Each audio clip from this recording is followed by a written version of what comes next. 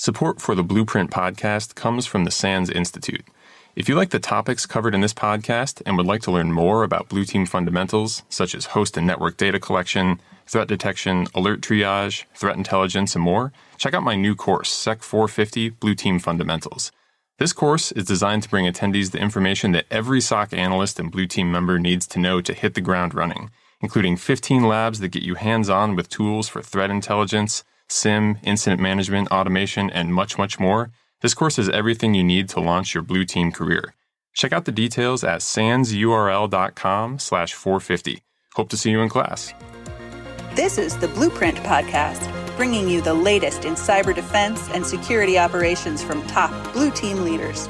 Blueprint is brought to you by the SANS Institute and is hosted by SANS certified instructor John Hubbard. And now, here's your host, John Hubbard. This week on the podcast, the final episode of Season 2. We are going to go through some of the key points made by our guests throughout this season, as well as the trends and future of blue teaming as it looks at this point in 2021. I also have an incredibly exciting announcement. For those who have or are thinking about taking SEC 450 Blue Team Fundamentals, stay tuned at the end of the episode for an exciting announcement about a brand new Blue Team GIAC certification. Yep, the wait is over and the details are coming your way. Hello, everyone, and welcome back to the Blueprint Podcast. This week, it's just me. Wanted to go over some key points that we learned about this season as we went through the podcast. First off, we had our John Hensinski episode in episode 11, our SOC metrics. I loved this conversation. It was incredibly inspiring to see John's passion for SOC metrics, SOC management, and security operations just purely shine through. He's full of a lot of great ideas, and some of the stuff he's doing and some of the blog posts he writes for his employer have been really, really inspiring in terms of pointing the Blue Team community in the right direction. And I really think he's a person to absolutely follow when it comes to this sort of a thing, especially if you are a SOC manager. One of the key takeaways, I think, from this episode is the mindset of not only looking at your own industry when it comes to solving a problem, but looking at other industries, especially ones that have had a problem for a really long time, and that problem is really, really important and has a scientific, well-established solution. Is there a way that we can bring those solutions into information security and leverage the hard work that's already been done to solve our own problems? I think that's an incredibly smart way of going about problem solving, really for any industry. And I think John really embodied that when he was talking about sampling the quality of alerts that had been done and looking for defects and all sorts of stuff like that.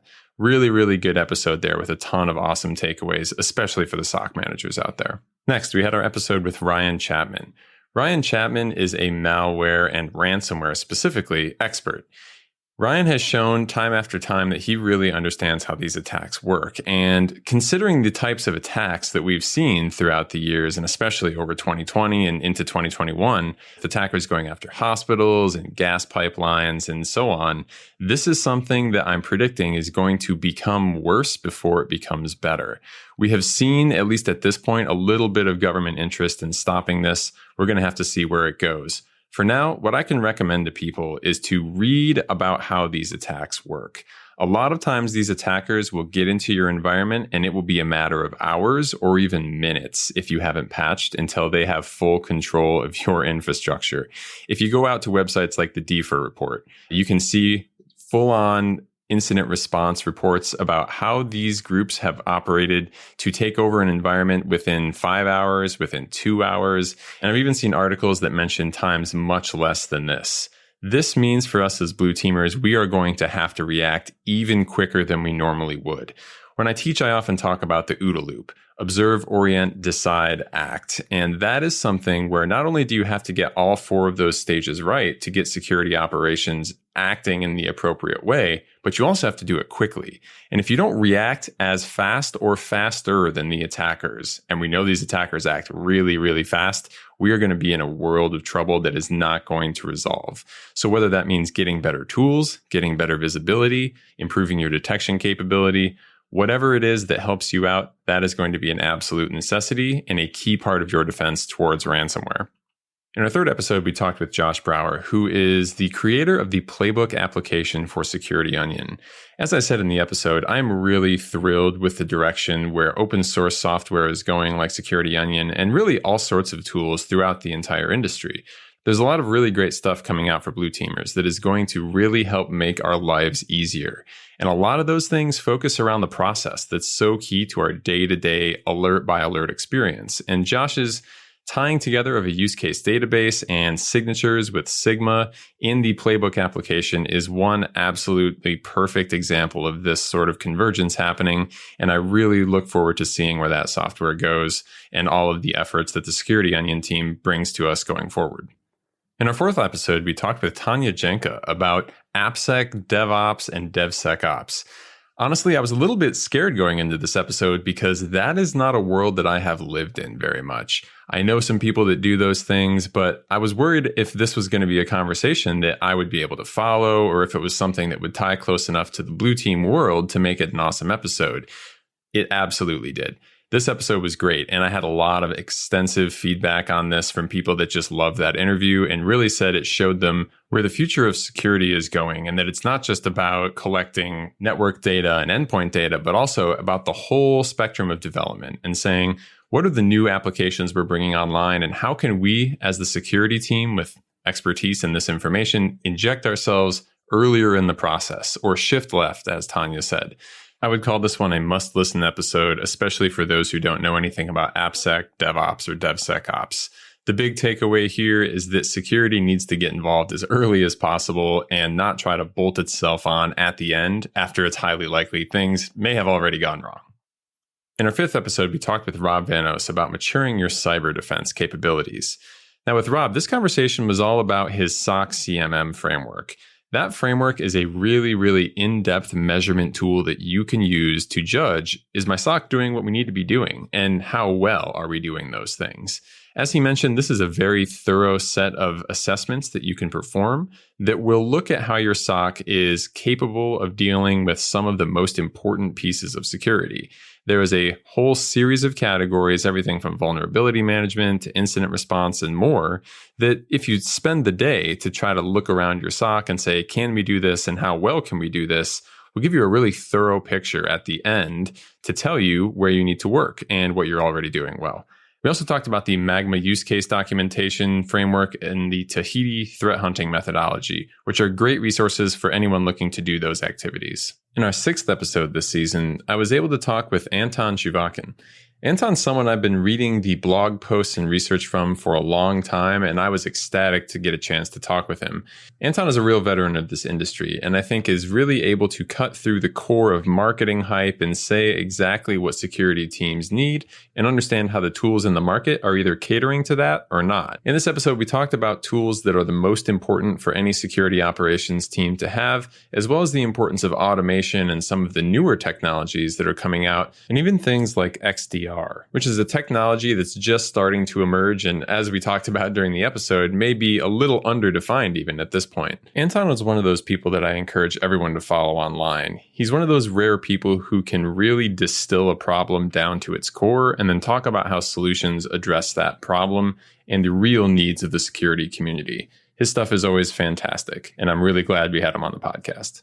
After Anton, we talked with Flynn Weeks and Mick Douglas about their What to Log project.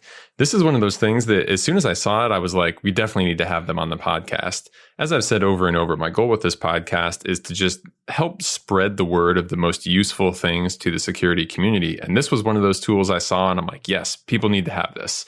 Very, very often people are asking, what do I need to log? It's a confusing problem, right? With a million different options of what to log just in Windows alone, let alone Linux and Mac and cloud and software as a service and platform as a service and functions and containers and everything else in the world, right? How can we possibly know what we need to log for the most common security use cases?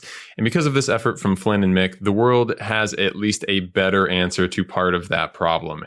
Just figuring out an auditing policy is a big problem for a lot of teams, especially the smaller ones. If you have any questions about where to make a solid baseline for security logging, check out their What to Log project at what2log.com. log.com. Following Flynn and Mick, we talked with Chris Baker about vulnerability management. This is one of those topics that is very closely related to the security operations team, but sometimes is a separate group. And for that reason, I wanted to bring Chris on, who's someone I've known for almost a decade now, to talk about his experience with vulnerability management. A lot of his experience during that period is something that I directly worked on him with when I was a SOC manager myself. And so we got to work in a day-to-day capacity, and I got to see some of the problems he had faced and how he overcame those with some clever and innovative solutions. For anyone who's struggling to figure out what to do with vulnerability management or how to take that data and present it in a way that's meaningful, I think Chris has come up with some really good solutions to those problems that we discussed in that episode. Communicating the importance of patching is one of those things that's just of utmost importance. It's at the top of the critical security controls list every single time. And when you look back at those ransomware attacks that are written up on websites like the DFIR report, or really anytime you see a ransomware attack, largely the ones that progress really, really quickly are the ones that can exploit a high criticality vulnerability that should have been patched. Things like the proxy logon vulnerability allow attackers to get into an environment merely from phishing a single person and then step from the role of an individual non-administrative user directly to the domain administrator, which is something that cannot happen. And the thing that stops that from occurring is the vulnerability management team. If you don't know those vulnerabilities are there, you can't patch them. And if you don't communicate the importance of those vulnerabilities, then they won't get patched. Either way, the process is broken. So this is one thing that every single team needs to focus on. Whether vulnerability management is part of your SOC or not, you must pay attention to this role because it may make literally the difference between a compromise that is over in an hour or less, or something that causes the attackers a lot of struggle and time, and hopefully you stop before they actually pull off. Following the episode with Chris Baker, we had an interview with Josh Johnson, certified SANS instructor and author of the brand new SEC 586, which is a course all about PowerShell for defenders. Defenders, look, PowerShell has the name power in it for a reason. It is incredibly powerful, right? It will help you get your day-to-day work done. However, I understand your fear. It looks a little bit ugly. It's something that for a long time you may have not considered even using unless you were a programmer, but that has to change. It is a free tool. It's available to all of us. The attackers are already using it, which means we need to step up our PowerShell game. That episode was full of so many nuggets of gold, from how do you use PowerShell to defend your network, how do you use it for incident response, to all the way to how do you stop attackers from using it. It may be one of the most actionable episodes that we've ever put out, and I highly encourage everyone to listen to that one and listen to it again if you haven't had a chance to implement all the stuff Josh talks about. Josh is clearly a PowerShell expert here, and that was one episode that really inspired me to look further into PowerShell myself, and of course want to take his class. Maybe I'll share the classroom and be in there with some of you in the near future. Either way, the takeaways from that episode were clear. PowerShell is incredibly useful, it's incredibly important, and it's something you need to know how to defend against and use for your own benefit. In the 10th episode of this season, we got to talk with Jamie Williams from MITRE. Anytime I get to talk to someone from MITRE, it's always a great conversation where I learn a ton, and talking with Jamie was no exception to that rule. We talked about adversary emulation in that episode and the importance of doing it to make sure that your security operations team can actually defend against a real-world attacker. That's one of the most important things when it comes to building cyber defense. Yes, we can say, checkbox, we got the tools, we got the logs, but when the rubber hits the road, are you actually going to be able to defend against a real attacker, especially the attacker that's most likely to come after you? Without adversary emulation and some attempt to pretend to be that adversary, you don't know the answer to that question. This is an incredibly important practice for everyone to understand how to do and to understand the importance of. And I'm really thankful that Jamie was able to come on that episode and give everyone the lowdown on how to do adversary emulation, what to look for, and how to succeed in that area. Following Jamie, we had AJ Yon from BiteCheck. AJ is clearly an incredibly talented person when it comes to defending against cloud attacks, and I really appreciate the knowledge he was able to share with us on that episode. We have seen year after year attacks that have been perpetrated against cloud infrastructure that was poorly locked down. If companies knew what they were doing, then these kind of things wouldn't happen. But easier said than done, right? If we know about these tools, then we know that there are things built into these platforms that can prevent us from making these very understandable but still, unfortunately, common mistakes. And so that's why I wanted to have AJ on the episode. I think he is clearly someone that can say, these are the things you need to worry about. These are the fixes to those problems, which do exist, by the way. All you have to do is implement them. And having seen these in organization after organization where he goes and checks for configuration mistakes and things like that, AJ is the natural expert for explaining this sort of thing. And I think he helped create an outstanding episode that really pointed out what people need to do to lock down their environment and make sure it stays that way. The big takeaway for me from this episode was that so many of the mistakes made in cloud infrastructure are 100% preventable if you know to use the features that are out there. If this is something that you are involved in, please go listen to this episode if you didn't hear it. There was an incredible amount of actionable information packed into that episode, and I wouldn't want anyone to miss it given the prevalence and importance of locking down cloud infrastructure in 2021. Our final episode of the season was Thomas Detzner and Mark Marazinski from Microsoft, where we talked about Microsoft's brand new incident response playbooks. These are super, super cool. If you hadn't had a chance to check those out, absolutely go look at that webpage. Thomas has spent a ton of time with his team going through all of the options and all of the things that you should do to most effectively respond to some of the most common attacks. This is a thing that I'm really excited about because anytime we can get a standard in information security where we can say, here are the people that know exactly what to do in a common scenario, and here is the well thought out, battle tested solution, I'm all for it. And that's exactly what this project is here. So really good episode there and really promising project. And I'm looking forward to seeing where that goes in the future. So that sums up Blueprint Season 2. I hope you got something out of these episodes. As I've said from the start, my goal here is to jump right into the value as quickly as possible, and I hope I hit that goal for you, teaching you some awesome stuff and introducing you to some of the incredible people in the blue teaming industry and beyond along the way. Now, the announcement you've been waiting for. For those of you who are out there that are working on a blue team or are looking to work on a blue team, or especially those who have already taken my SEC 450 course, the long-awaited, long-requested moment is here. GIAC has announced that there will be a brand new certification for SEC 450. We are going to call it, naturally, the GSOC, which is an acronym for GIAC Security Operations Certified. Hopefully a clear title that gets to the point of this certification. When I set off to write SEC 450, I was trying to solve a problem that I had myself. Getting analysts, especially new ones, into a position where they understand the fundamentals and key portions of being on a cyber defense team, whether that's the tools, how the tools are supposed to work, how the tools are supposed to connect, to the data ingested in those tools, analysis techniques, how to triage alerts that come into those tools on a day-to-day basis, how to start up an incident response and contain an incident that's already in progress. Even things like how to prevent burnout, which is something that can clearly affect people in this job depending on how you run the SOC, which is why I've included not only the scientific research on how to run a SOC in a way that will avoid burnout, but also some of the practical tips that align with that, like false positive tuning, automation, and much, much more. Basically, the most efficient and compact training possible for all the things someone working in a security operations center day to day needs to know. That was my goal of what I wanted to pack into SEC 450. And I think I've done a decent job hitting that goal, seeing the comments from students who have taken it over the last 2 years. The releasing of the GSOC is the culmination of years of work from myself and many people helping me in the background. And I'm incredibly appreciative for all the help I've gotten along the way. From everyone from students with their incredibly crucial feedback with all those evals we give you every day, to marketing from SANS, to the tech reviewers, to fellow instructors that gave me advice on what should and should not be in the class.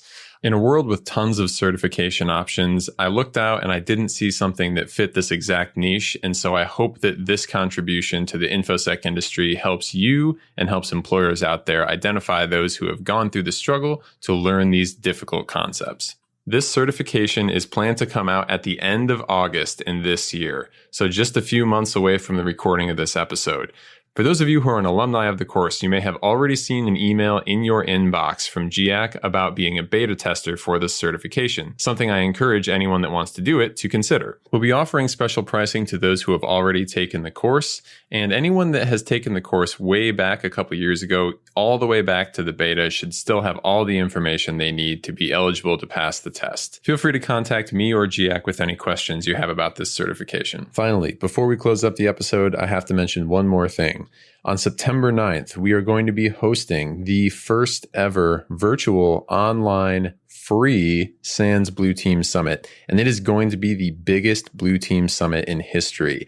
Anyone, anywhere can go and sign up for this free online event. And so I encourage every single person listening to this podcast to do so. The more of you that show up, the better it will be for all of us. All you need to do is head over to Google and search SANS Blue Team Summit, and you will find the registration page, no problem. The summit is going to be hosted by myself and Justin Henderson. And if you've seen us present before, you know it's going to be a good time. I really hope to see you there. Thank you so much, everyone, for listening to the second season of the Blueprint podcast. I've received a lot of great feedback and have really enjoyed making these episodes and talking to these people from around the world in the blue teaming industry.